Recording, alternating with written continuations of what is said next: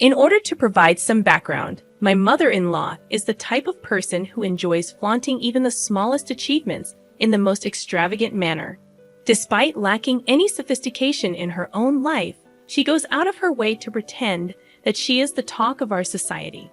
One glaring example of her absurd behavior is the monthly club party she hosts. To clarify, there is no actual club. She merely invites her friends and coworkers for an evening gathering because they share the same profession. She refers to them as her fellow IT geeks. This peculiar ritual has been ongoing for quite some time. During these gatherings, all they do is brag about their accomplishments and achievements from the past month. Given the context, you can imagine how eager my mother-in-law was to announce that my grandfather had arranged a destination wedding for me, complete with a 6-day stay package. This was his generous gift to me, as I had shared my dream wedding plans with him on numerous occasions. Considering my limited budget and the size of the venue, I had meticulously curated a guest list. My husband and I had discussed the situation beforehand, and both agreed to prioritize our guests. Coming from a large family, narrowing down the guest list was challenging, but I managed to invite 22 people, while my husband invited 18 of our close friends and family members, whom we regularly interacted with. We were all set to send out the invitations when my mother-in-law unexpectedly showed up at our house late one evening, uninvited and unwelcome. It was already 9 p.m., and her presence irritated me from the start. She demanded that we make changes to the guest list.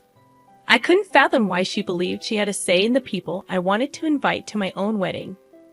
My husband, to my dismay, supported her stance, which raised immediate concerns for me.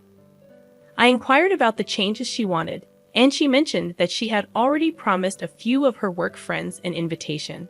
These friends, she claimed, were part of her IT Geeks group. I politely informed her that there was no room left on the guest list, as every invitee was someone we had a close relationship with and interacted with regularly. I sought support from my husband, but he avoided my gaze and sided with his mother. Despite explaining the situation to her, she insisted that I make adjustments. Frustrated, I showed her the guest list, emphasizing that every individual on it was someone intimately connected to our lives, and there was simply no way to exclude them. She then suggested removing my cousin's sister, whom I had lived with for 7 years after college. Her reasoning was that my cousin had moved to Birmingham recently, and it would be inconvenient for her to travel to the States. My patience wore thin, and I asked my husband to reason with her, but he continued to support her perspective, emphasizing the importance of inviting her chosen guests, especially after she had shared details about the destination wedding with them. I tightened my lips in frustration, feeling utterly lost on how to reason with my own fiancé, who was clearly being irrational. My anger boiled over, prompting me to storm out of the room. The following day, I woke up with a resolve. I would give them a taste of their own medicine. If they could be so thoughtless about my wedding, all for the sake of saving face in front of their colleagues, then I could be equally inconsiderate. I dialed my grandpa and recounted the events from the previous night. When I finished explaining, I made it clear that I wouldn't waste my energy trying to make them see reason. Instead, I decided to strip away the main attraction from their little charade. I informed my grandpa, whom I loved dearly, that I was removing him and grandma from the guest list, along with my dad's brother and his family. I also asked him to resign the gift he was giving me since he was no longer invited. Thankfully, my grandfather understood my intention and supported me without harboring any resentment. When I sent the updated guest list to my mother-in-law and fiancé, they were taken aback. I calmly informed them that those were the only individuals I could remove, but in doing so, we had lost our wedding venue. I made sure my fiancé understood the urgency of finding a new venue within the next 2 months or postponing the wedding. Additionally, there was the hassle of reprinting the invitation cards and arranging accommodations for out-of-town guests. I wanted both of them to grasp that none of this predicament would have arisen if it weren't for the generosity of someone in my family who had funded half of our wedding. However, I didn't expect them to suddenly start apologizing for their actions. My mother-in-law came over again, expressing remorse for coercing me into altering the guest list. She implored me to call my grandpa and invite him back, asking him not to cancel the hotel reservation or make any changes. I couldn't help but wonder why she was apologizing now, after she had already achieved what she wanted. She had made a commitment to her colleagues, and now they were receiving invitations. This weighed heavily on her, and she vocalized her frustration, noting that inviting them wouldn't make sense unless the wedding was at a destination. She emphasized that a non-destination wedding would be ordinary and uninteresting to others. Upon hearing her express these thoughts, my husband finally admitted that he regretted supporting her decision. However, I wasn't ready to let his actions off the hook so easily. I reminded him that he shouldn't need extreme measures for him to support me in obvious situations. Although he apologized once again, I made it clear that my decision was final. It was a done deal, and even if I were to re-invite my grandpa, we wouldn't get back his incredibly generous gift. Was I being an angel for standing my ground? I recognized that, ultimately, the wedding was mine, and I should focus on myself. Yet, I couldn't help but feel a bit petty about not reversing my decision. Did this make me a bad person? However, my mother-in-law wasn't finished causing problems for us. As I mentioned in my previous post, I had no intention of asking my grandpa to reinstate his gift.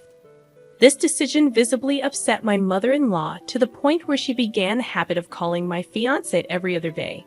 She portrayed me as an ungrateful troublemaker seeking revenge. While, yes, I had taken certain actions that made me feel good, her labeling me ungrateful when she was responsible for this situation felt like too much. But it didn't end there. She went a step further, advising my fiancé to reconsider his life decisions, insinuating that what I had done was just the beginning and that his life would be this way if he married me. During one of these conversations, my fiancé was speaking on speakerphone, and I overheard these hurtful words. I was grateful for this transparency because I knew that my fiancé typically concealed anything that could potentially create discord in our relationship. He did tell his mother that she had crossed the line, but he didn't confront her more assertively. It's his relationship with his mother, and I understand that I can't ask him to sever ties with her just because she dislikes me. However, I am aware that if her interference continues, I might reach a breaking point, as I can't imagine enduring this for the rest of my life. Today, I had a heart-to-heart with my grandpa, sharing the news about the new wedding venue we had secured. While it didn't align with the vision I cherished my whole life, it was still a beautiful place, and I found happiness in it. I reassured him that he was invited again, and his laughter warmed my heart. My gratitude and love for him overwhelmed me. He had consistently supported me in everything I did, and he continued to do so now. Confronting my husband about my mother-in-law's escalating behavior became necessary. Our conversation delved into the awkwardness certain situations had created and the pain they had caused. In the end, my husband promised to address the issue with his mother and clarify her role in our lives. I hoped for a smooth journey forward, devoid of any more drama. Finally, the wedding day arrived, and I am now officially married. Despite the unexpected turns, the wedding was a thing of beauty, and my happiness knew no bounds. I couldn't help but smile when I noticed my mother-in-law sulking in a corner with her work friends, whom she had invited. In a surprising turn of events, my grandpa gifted us a house as a wedding present, a joint gesture from him and my uncles. In the grand scheme of things, I am just thrilled to embark on this new chapter of my life with my husband. I wanted to share this update with all of you who have been a part of this journey in your own way. It infuriates me when people believe they have the audacity to dictate how someone should get married or whom they should invite. It's high time someone reminded your mother-in-law that her time to influence these decisions is over. If she wants to flaunt, she can plan her own event in the future. You should firmly tell her to back off and leave you in peace. Are you absolutely certain about marrying that guy? Anyone with an ounce of insight would have seen through the manipulative game your mother-in-law was playing, and yet he supported her. You're not clueless, but perhaps you should scrutinize your life choices more closely. On a personal note, I live in Queensland while my family resides in New South Wales. Recently, my parents and my 27-year-old sister decided to invite themselves to my house for a week-long holiday after their cruise got canceled. Frankly, I wasn't thrilled about them staying for such an extended period, especially considering I'm pregnant and already juggling the responsibilities of caring for a 2-year-old. To complicate matters, our house isn't spacious enough to accommodate multiple guests. I have only one spare queen-size bed, which my parents were occupying. My sister, however, opted to sleep on my couch. She could have shared my bed with me since my husband is away for work, but her snoring and my constant nudges to roll over didn't make it a viable option. After 2 days of their stay, during dinner on the second night, my dad dropped a bombshell. He casually mentioned that they had invited my sister's boyfriend of just 5 weeks to fly up and stay with us for the entire weekend. He had already booked a ticket and would be arriving on Friday morning at 9 a.m. I had never met my sister's boyfriend. After all, he had only been part of the family for 5 weeks. What infuriated me was that no one bothered to consult me beforehand. Moreover, I didn't have the space for him to stay comfortably.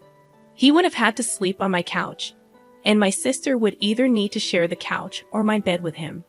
The idea of a stranger sleeping in my house while my 2-year-old son was in his own room was unsettling.